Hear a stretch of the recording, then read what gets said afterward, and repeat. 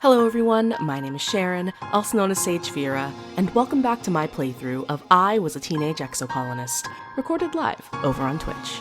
Last time, we ventured to the distant prosaic plains, discovering new native flora and fauna along the way. After a month of exciting adventures, the season of Pollen approaches again, and our father's health is once again at risk. Welcome everyone to the Pollen season. Everything is pink, everything is beautiful, and we are going to have a grand old time exploring out here. So let us check our new dialogue with everyone and see what's up. You slip through the colony gates, feeling the breeze from the mushroom forest ruffle your hair. You look around for Dice, and he's nowhere to be seen. Maybe he went to class today? Probably not.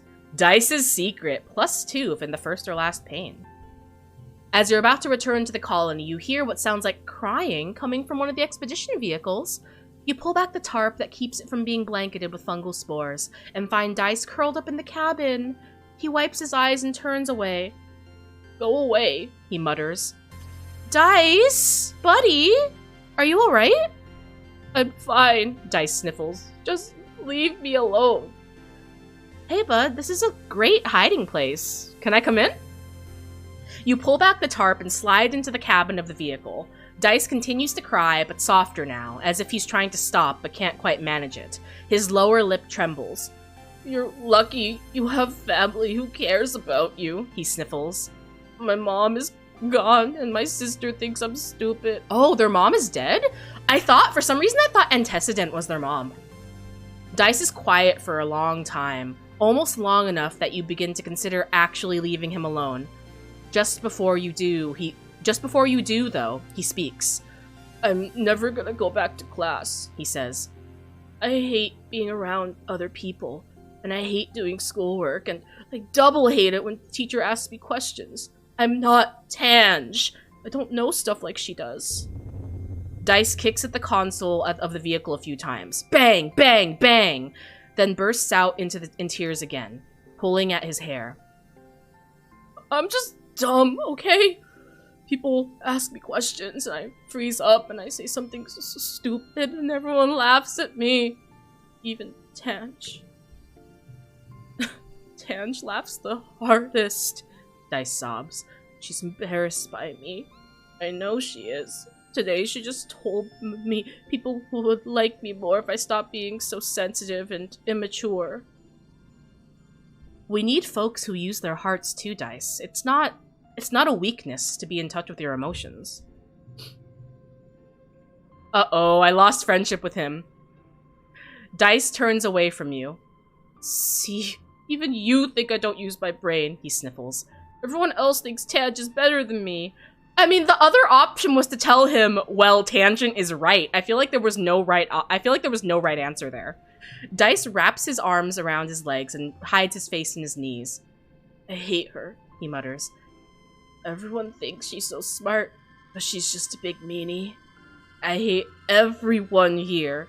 I hate being here. I just want to be left alone." Oh, Dice. I feel bad now. I didn't mean to upset him. Buddy. Cal is digging up something in the garden, creating a neat little stack of vegetables in his wheelbarrow. "Hey, Sagefira," he says, taking off his gloves to card his hand through his hair. "How's it hanging?" What does Cal like? Cal likes red— oh, I don't have any red Xeno eggs, unfortunately. Ooh, we've got a stick. We love sticks. "Hi, Mom." Your mom is taking a break at her makeshift desk inside the domes. "What's up, Sagefira?" she asks. "Need me for something?" "No, Mom, I just wanted to say hi." "Hi, Dad!" Your dad was sniffling and sneezing pretty bad this morning. He collapsed around this time last year, so you've been feeling anxious about his health, especially now that the pollen is back. He's working hard in the fields, respirator hanging from his neck as he grunts and shovels dirt into a wheelbarrow. He sees you coming and stands up straight, coughing a little as he stretches his back. "Hey, kiddo, what brings you out here?" "Dad, you have to wear your respirator." Your dad makes a blah, blah, blah motion with his hand. I do. Don't look at me like that. I'm just getting some fresh air. It's hard to breathe with that thing on. I'm racing to get these pixie beans in the ground, he continues. We're all set to have a great harvest in time for Vertumnalia. He leans on his shovel, tucking one foot behind the other and rocking back and forth. Truth is, I've been working like a dog. I'd love to get out of here for a little while. What do you say you and I go for a little walk, he says, brightening. I know you don't get outside the walls much either, but we could do a little nature walk. I study all the plants the foragers bring back, but I've really never seen them in the wild. Did he just say we don't get out very much? We just spent the entire last month exploring the prosaic plains, but okay, Dad, whatever you say. You want to go outside, Dad? Sure, your dad says. People can want to try new things, right? Your mom doesn't see the draw, he continues, flipping his shovel up onto his shoulder and picking his way carefully out of the turned fields. She likes what she can control, you know, but there's a whole planet out there, and I want to go explore. He stops and doubles over, suddenly racked with a coughing fit that makes him unable to speak. He tries a few times to catch his breath, but each time he just starts coughing harder. The pink pollen in the air swirls and eddies around you both. Dad, maybe you should stay indoors. The pollen is really bad for your lungs. Oh, your dad wheezes. You're just like Instance and that old stick in the mud. I can't remember when we were younger. She was always walking around with her nose in everyone's business. She always thinks she knows what's best for people. Despite his brave words, he has to hold on to you for balance as he catches his breath again. If our father dies, I'm gonna be so upset. He's been so sweet to us this entire time. Dad, please take care of yourself. I love him. I'm gonna be so upset if something happens to him. Despite his brave words, he has to hold on to you for balance as he catches his breath again. Okay, maybe now's not the best time, he gasps, finally putting his respirator back on. But you and me, we have a date with the outside world, kiddo. I'm taking a rain check. He says, his eyes red-rimmed and streaming from irritation. I can't wait until Instance figures out a treatment for the shimmer thing. She says maybe next year. Maybe the one after that. I'm gonna be first in line, you bet. Papa, please. I love you. Mwah. Give you a little kiss. Alright. Mars, do you have any new dialogue for us? Should a face mask... Oh my god. Should a face mask coordinate with your outfit, or should it provide contrast? Mars says, holding up 2 fabric face masks. She crumples them up and throws them to the ground, then stomps on them. Ugh, I'm so tired of all this scungy pollen floating around. Why can't this planet just be normal for once? Well, you see, Mars, we are aliens on this planet. So what we consider normal does not have to necessarily be normal on this planet. This is normal for Vertumna. Too bad I can't actually tell her any of that. But, like, I don't like the fact, because, like, you can't say, why can't Vertumna be normal? This is normal for this planet. Come on, Mars. You find Tange leaning against the wall of the laboratory, looking out onto the hustle and bustle of the colony. Antecedent tried to talk to me about puberty today, she says, rolling her eyes. It was a pleasure to tell her that I seem to be suffering no ill effects from the malady. She crosses her arms and shrugs dismissively. Perhaps there is a limit to genetic recombination therapy, as I do not seem to be undergoing the effects common among those who are born to this array of hormones. I should advise Chief Engineer Instance. Oh my goodness. I wonder at what age the characters are gonna, you know, age up and their appearance is gonna change. Because, like, I know that this isn't our final form, right? Like, we're gonna age up and we're gonna look like teenagers. So I'm wondering, like, when that's gonna happen. 14? 15? Because we're currently we're currently 13 years old. Well, we have to rest. So let's go ahead and should we rest on the walls? You've heard Security Chief Rhett is on the lookout for lookouts. That is, for kids to chill out on top of the walls all afternoon and count Xenos. Sounds way better than going to class. He gives you a once-over, eyes narrowed. All right, he says. Look over there at the end of the field. What does that sign say? I'm gonna read it out loud. You can read the sign easily. It says, if you can read this, your eyesight is 20/20. What a weird sign. What does that mean? Rhett nods in approval. Good, you pass. Come back next month and I'll put you on the roster. Oh, fun! We unlocked lookout duty. Also, 20/20 vision, what's that like? Like, my vision is so bad, y'all. I literally cannot see more than like 2 to 3 inches in front of my eyes without my corrective lenses. So what is it like to be able to see without corrective lenses? I don't even know. Should we forget stress cry? Like, I'm wondering, like, I'm very specialized in physical cards, and like I have some logic cards. I'm wondering if I should just like start getting rid of all of these cards, you know? Because, like, I feel like it might be best to specialize. I mean, I only have... Yeah, I think that's what I'm going to do. I think I'm going to try to get rid of my yellow cards. Yeah, I think I'm going to do that. I think I'm going to get rid of my yellow cards. I hope that's not a mistake, but I'm doing it anyway.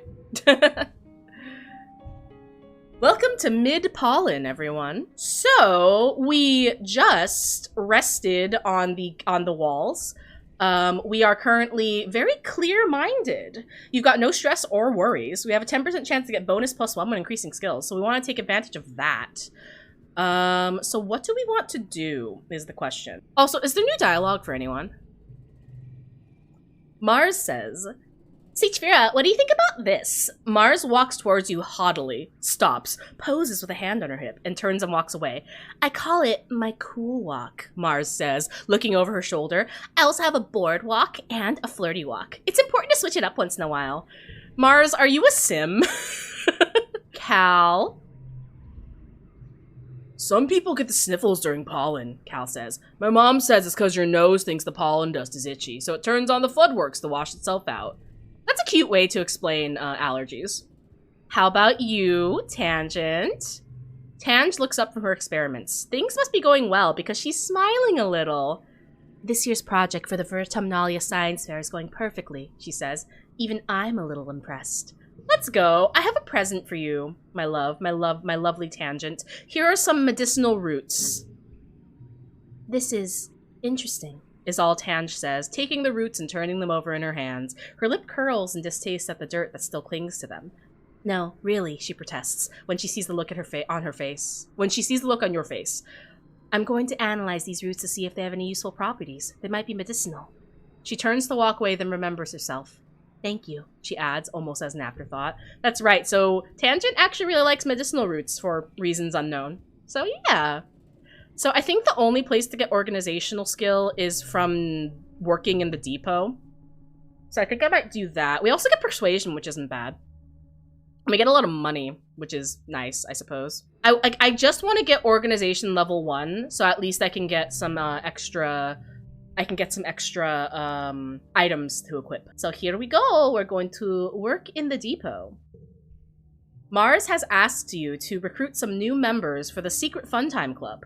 Who do you approach about this fun, exciting opportunity to make friends and to be your own boss? Anemone, Dice, Cal, or my dad? That's tough. I'm conflicted between Dice and Cal. I have higher friendship with Cal. Because if I remember correctly, the members of the club are Mars, Tangent, and myself. So I really like Cal, honestly. I think he's a big sweetheart. So I'm gonna invite Cal. Cal listens patiently while you explain the rules of the club. He says when you get to the part about the pledge you have to say to join. I don't know if I want to say, like, humans aren't the best, he continues. What if we changed it so it's more ambiguous? Like, humans are really cool. I mean, humans are great, but animals are good too. It'll take some politicking, but you think you can convince Mars. Oh, one more thing, Cal says. What about Anemone? She's really cool too. If I'm in the club, she should defo be in the club. It's hard to argue with that. Looks like you got a 2-for-1. That's so sad. That means Dice is the only one not in the club. Anemone and Cal are both at the next meeting and very excited to be part of the group. Mars looks excited to have more people to boss around. Anemone can be vice president of kicking stuff, Mars announces. You know, for if we need extra security or like if we need to open a door and can't use our hands. Cal will be vice president of transportation, Mars continues. Cal pulls out his hoverboard and grins. That'll only be useful if we need to get somewhere fast, or if only one of us does, anyway. You can deliver secret messages too. Mars makes them raise their hands. Do you promise to always be cool kids and do fun stuff together and never tell any adults about the Secret Fun Times Club? Cal and Anemone agree readily. I'm so sad. The fact that Dice is the only one not in the club is really upsetting, actually. Anyway, let's go and do this challenge, because, you know, we just need 21. We've got this. Getting your butt kicked? I mean, this is easy enough. Look at this. 21! Winner, winner, chicken dinner. Too bad. How are we supposed to make that a better hand, though? That's the thing. Still, we got +4 organization, +2 persuasion, 14 kudos, and 10 stress. So now we have organization 17, so that's not bad. You're getting older. It's that magical time in your life, full of discovery and possibility, when children become adults and their bodies change in weird, wonderful, and often embarrassing ways. When you were younger, Congruence gave your class a frank presentation about preparing for changes your body would experience in the next few years. Which parts of the presentation was relevant to you? Oh my gosh, is this our way of deciding, or like, of deciding what our character's gender presentation is gonna be? That's so neat. So like, oh, that's really nice. That's actually really cool. So like, I'm assuming based on our choice here, that will help determine how the story talks about this for our character. That's so nice. And I like that there's an option here that says, none of it, I'm like a doll down there. I'm playing this character as a, you know, as a cisgender female, so I'm just gonna go with menstruating or breast growth. You and your friends giggled your way through Congruence's presentation and left with a new appreciation for the wonders of the human body. Puberty had felt like something that would happen so far in the future it didn't apply to you. You put it out of your mind, even if as you noticed Cal's voice beginning to drop or Mars starting to dress differently. Until one morning, you wake up and something feels different. You just know something's off as soon as you open your eyes. Things are, squelchier than you expect them to be. Down there. You just want to close your eyes again. You remember Congruence's sexual education class, and you're really not ready for the real-world practical applications. If you just go back to sleep, it'll go away, right? You finally sigh and muster up the courage to look under your blankets. Yep, your period has started. I'm going to discreetly ask my mom for help, because that is exactly what I did in real life. You pull back your privacy curtain and gesture for your mom to come over. When she sees the problem, her eyes go wide and she gives you a big hug? What? My little girl is growing up, she explains, and you feel your face go red hot with embarrassment. Your dad is right there. She puts her hands on your shoulders. I'm so happy for you, kiddo. I know you're probably grossed out, but getting your period is important. Sometimes we need a bit of a mess in our lives to remind us that we're real, that we're a part of this world. It reminds us that we have the ability to create life and the responsibility to take care of that life. Getting your period is a beautiful thing. You can't think of anything worse. Thankfully, soon you can get a blocker to keep from going... Thankfully, soon you can get a blocker to keep from having to go through this every month. Where is this blocker in real life? Give it. Gimme. I want it. I want it. Like, I hate getting my period. It's awful. Your mom hugs you again and keeps talking about how she's proud of you. It's super embarrassing, but you can't help but shove her away and retreat to your bunk to stew about it. What is happening? You feel on the edge today. Like, everything that happens feels so unfair and so tragic. Like, you want to punch stuff and then cry about it. Like, you want to be left alone, but also you desperately want attention. It feels like a fount of new energy is starting to bubble up inside of you. Dangerous, uncontrollable energy. Welcome to puberty, Sagefira. Gained status, hormones. Oh my gosh. I wonder what that does to us. Puberty has begun. Yay, let's get hype in chat, I guess. I don't know. So it looks like we have a bit of a status, so let's see what it is. Also, welcome to late pollen, everyone. Hormones.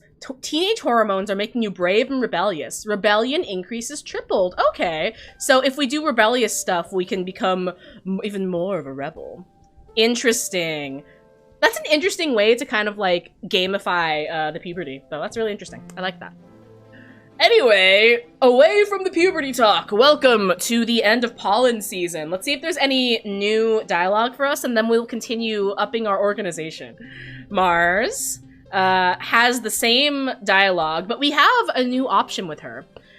Need persuasion 20 or greater, and we can get a card from it. So, Mars, you want to hear about my day?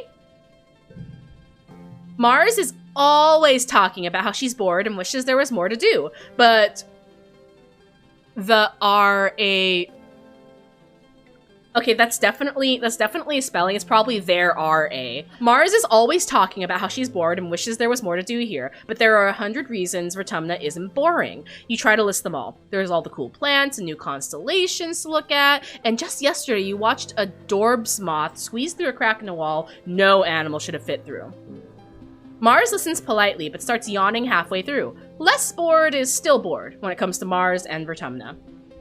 Fun! So I gained some persuasion and friendship, and I also got a card as well. I realized, though, that it's kind of, how do I put this? It's, I'm trying to get rid of all my yellow cards, and I just got another yellow card, so maybe that was a mistake, but what's done is done. I've already done it. Father, how are you doing?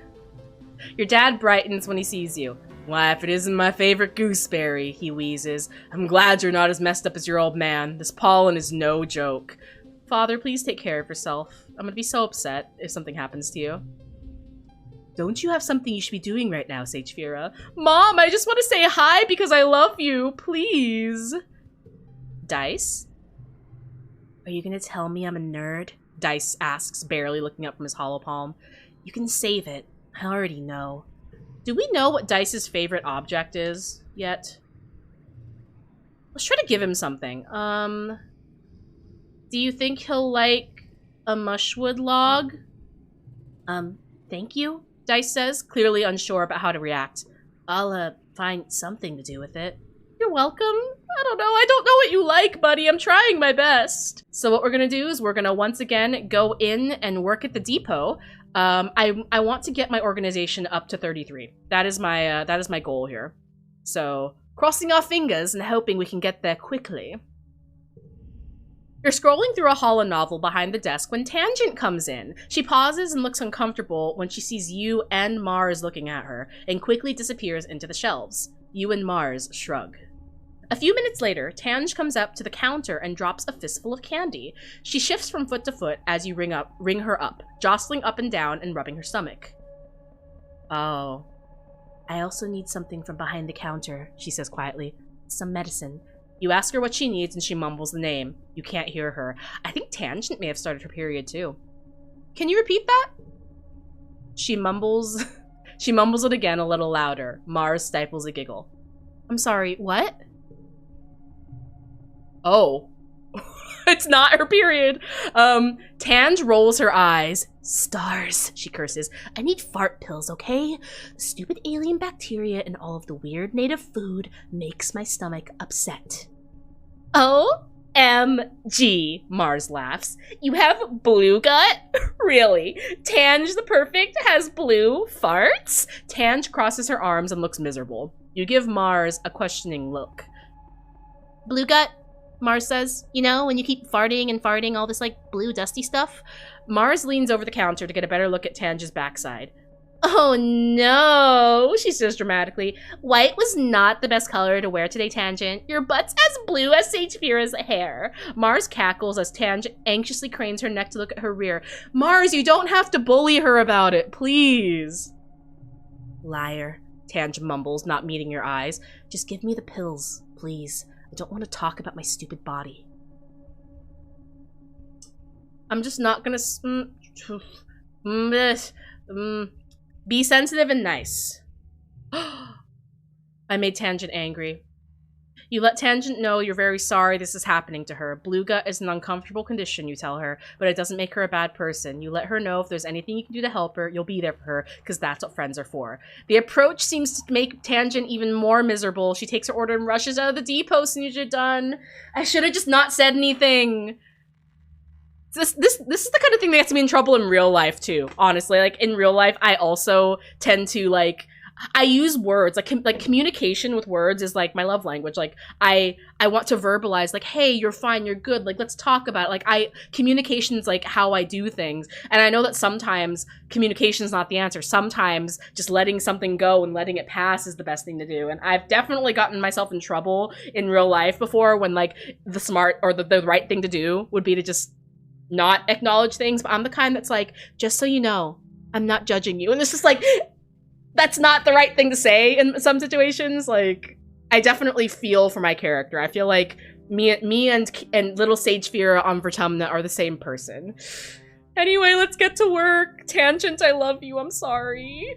So let's go ahead and do a little bit of this and like that. Easy peasy. 24 out of 22. Wasn't the best hand I could have done, but you know, I'm not good at this. +4 organization, +2 persuasion, 9 kudos, 10 stress. We are getting there, slowly but surely. And now we are changing seasons to early dusk, which is basically fall on Vertumna. Beautiful.